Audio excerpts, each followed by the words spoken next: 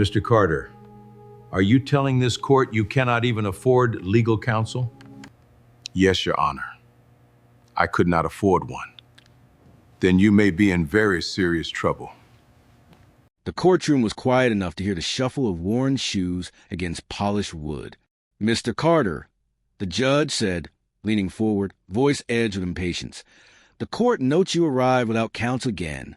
Is that because you can't afford responsibility either? A few heads turned. A few smirks followed. What he didn't know was that the reason this man owned nothing was already written into the town's emergency records.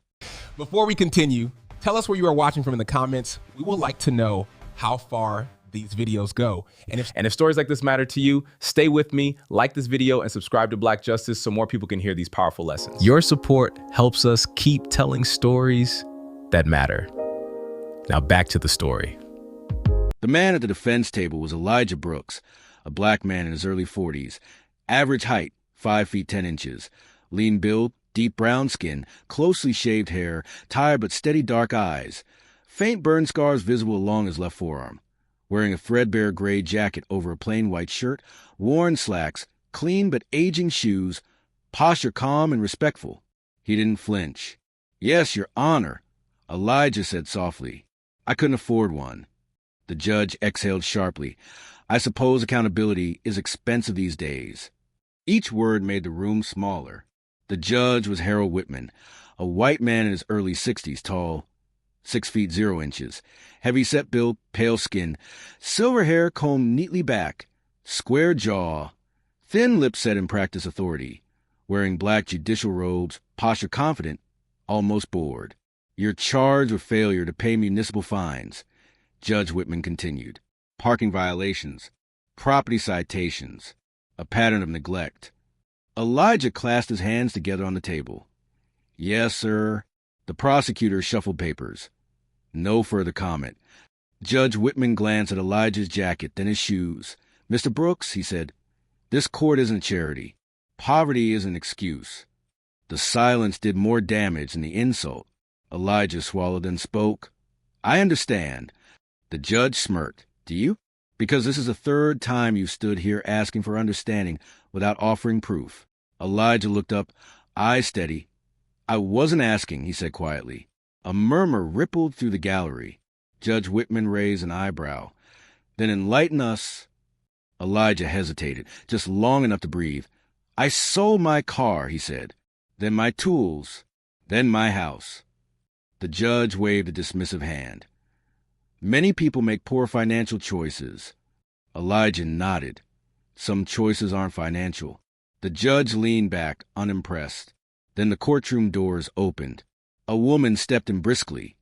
Captain Renee Alvarez, a Latina woman in her late 40s, average height, 5 feet 7 inches, athletic build, olive skin, dark hair pulled into a tight bun, sharp, focused eyes, wearing a Navy Emergency Services uniform with insignia on the sleeve, posture alert and purposeful. She scanned the room, then locked eyes on Elijah. There you are, she said, breathless. Judge Whitman frowned. This is a courtroom, Captain. Renee nodded once. I know. I just came from the memorial. The word landed heavy. Elijah closed his eyes briefly. The judge straightened. What memorial? Renee looked at Elijah, then back at the bench. For the warehouse fire. 3 years ago. A quiet settled in. Judge Whitman's voice softened slightly, and Renee took a step forward. Elijah Brooks stayed inside that building after everyone else evacuated. The judge's pen paused midair. He carried out 2 firefighters, she continued, then went back in, pulled out 4 trapped workers. She gestured gently to Elijah's arm. That's where the roof collapsed. Elijah remained still. He refused compensation, Renee said. Gave it to the families who lost everything. Judge Whitman's jaw tightened. Renee wasn't finished. He lost his business while recovering. Sold his home to pay medical bills and insurance denied. The courtroom felt different now. He saved lives, she said, including mine. Silence. Judge Whitman cleared his throat.